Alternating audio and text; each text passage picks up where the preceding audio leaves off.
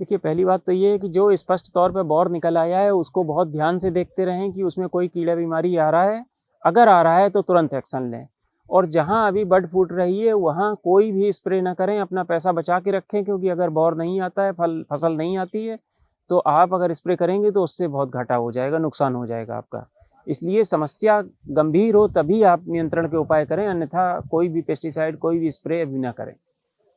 अच्छा, इस जब बौर आते हैं तो ऐसी स्थिति में कौन-कौन से कीट लगने की संभावना बढ़ जाती है? देखिए, थोड़ा बहुत मिज लगती है। मिज से कोई आर्थिक नुकसान तब तक नहीं होता जब तक फल नहीं बन जाता है। उसके अलावा भुनगा कई बार पैदा होता है, इस बार पैदा हुआ नहीं है अभी तक।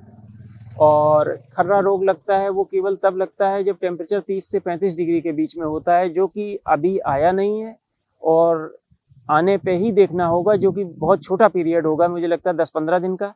तो उस समय अगर खर्रा का लक्षण दिखे तो ही स्प्रे करें, वरना खर्रा नुकसान नहीं करता आजकल। मौसम लगभग साफ है, थोड़ा बहुत एक आध दिन बूंदाबांदी हुई, कभी बादल हुआ थोड़ा बहुत, उससे झुलसा का भी कोई प्रकोप नहीं हुआ है।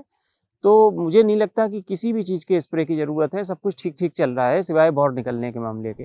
आम के किसानों के लिए विशेष हिदायत देने की बात है, क्योंकि CISH के वैज्ञानिकों का मानना है कि जिन आमों में बौर आ रहे हैं, उनको लेकर किसानों को चिंता करने की ज़रूरत है। क्योंकि जैसे-जैसे टेम्परेचर बढ़ेगा तो आम के बौर निकलेंगे और आम के बौर में कई तरह के कीट लगते हैं, जिसमें मिज है, भुनगा भी है और यहाँ तक कि झुलसा रोग की भी एक संभावना बढ़ जाती है।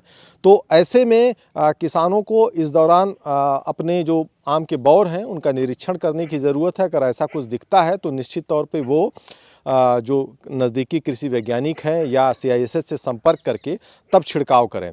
और अगर बौर नहीं आए हैं तो वैसे छिड़काव करने की ज़रूरत नहीं है, क्योंकि अगर छिड़काव करते हैं तो ये मनी का वेस्टेज है।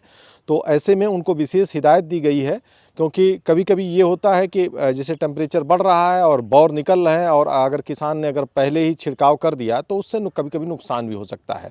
तो ये किसान के लिए एक विशेष बात है और इसको ध्यान देने की ज़रूरत है, क्योंकि अगर किसान ने इसको ध्यान दे दिया तो निश्चित तौर पे उनको इसका फ़ायदा भी मिलेगा। धर्मेंद्र सिंह, किसान तक, लखनऊ। अगर ये वीडियो आपको पसंद आया है तो इसे लाइक ज़रूर करें। अगर चैनल अभी तक सब्सक्राइब नहीं किया है तो कर लें और नोटिफिकेशन पाने के लिए बेल आइकन भी दबा दें।